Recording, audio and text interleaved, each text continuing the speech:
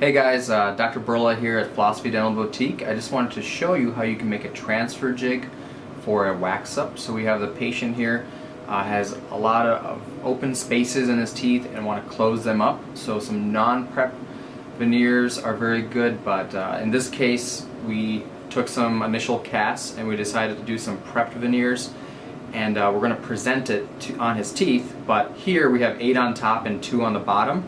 He might not want to make that kind of investment, and he might not want to do that much work. So we're going to transfer some bisacrylic onto his teeth and give him the option of just 6 or 4, make it more affordable and still have a good result. So we have the wax up right here. We're going to make 1 jig for the bottom and 1 jig for the top. We're going to use some vinyl polysiloxane. It's just lab putty. There's some that you mix with an accelerator. That's kind of tough to do, and it never equals 1-to-1 ratio. This is really nice from Patterson.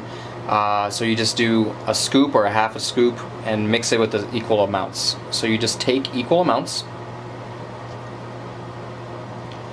Okay.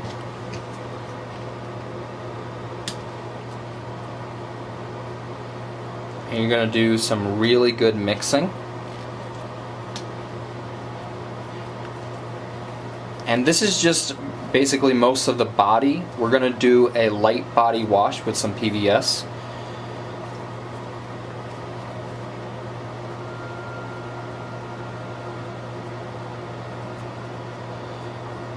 So take your time.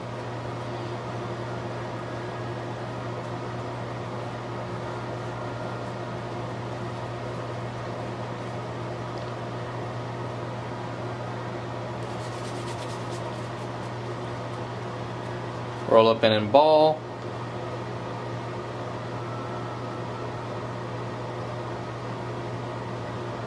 And these are for 2 teeth, but I'm just showing you what you can do for multiple. You want to keep a little bit of thickness so that it's strong.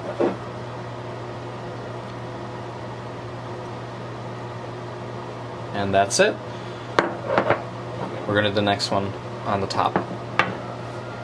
So I'm going to show you how to create a lab putty jig. We did this for the bottom. We're doing it for the top.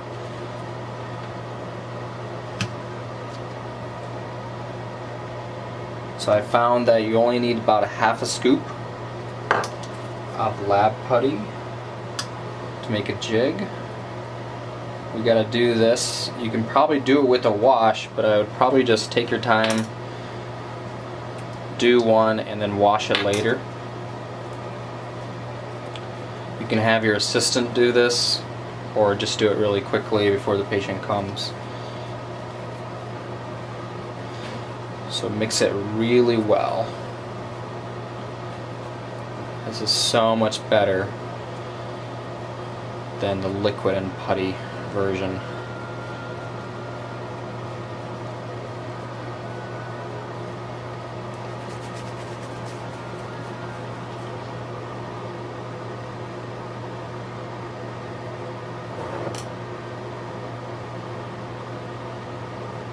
So you don't want to just put the lab putty just where your teeth are. You want to go a little past, because then it'll have a stop when you're seating.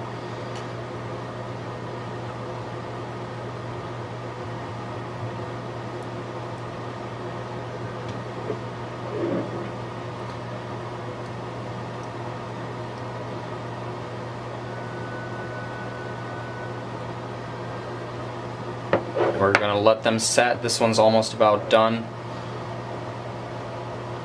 Let's take this off. You can always take a mold, an alginate of the lower, because you might break some of this wax, especially with the lower. But you get something like this, okay? We're going to light body wash that. So these lab putty jigs are set. We want to light body these washes because they're not as accurate. We are transferring bisacrylic. A nice way to make sure that it's seating is to just do a mark on the thing and a mark on your wax up that matches. And it'll be easy to seat, okay? We want to use a PVS that sticks to this, not a polyether, and it's just a light body, low viscosity wash.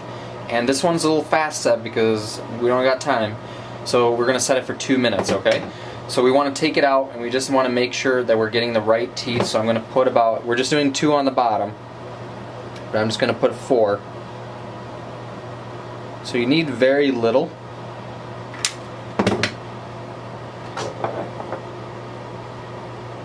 Snaps right into place.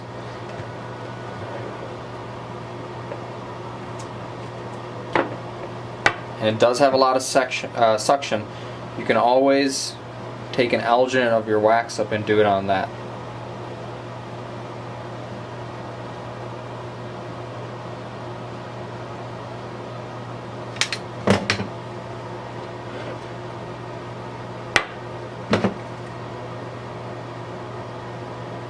I'm just going to do all the teeth here.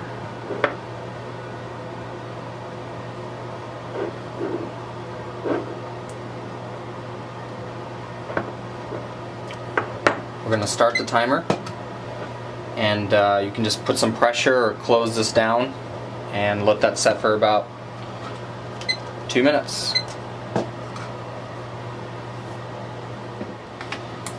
So 2 minutes is up. Some of them take up to 5 minutes. Follow instructions. Now the trick is to take this out without breaking the wax. So I'll show you a mistake I did. I pulled it off too quick and I broke the wax up. Now I'll have to re-wax this up and add those pieces. Just take it out and place it. So don't do that. So when you're pulling, release the suction. It's going to be a really strong suction.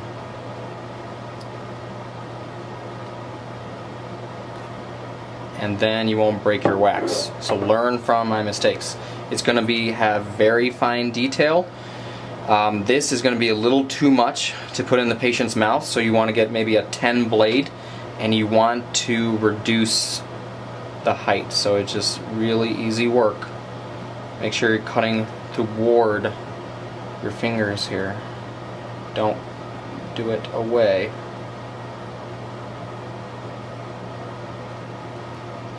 And there we go. I'm going to take that out and I'm going to mark my midline so that we can, I'm going to mark this as the canine, and I'll remember that. So when I'm placing it, it's going to be a lot easier to place. And then here, I'm going to trim this and I'm going to mark the midline, which is actually right about there. So we're good.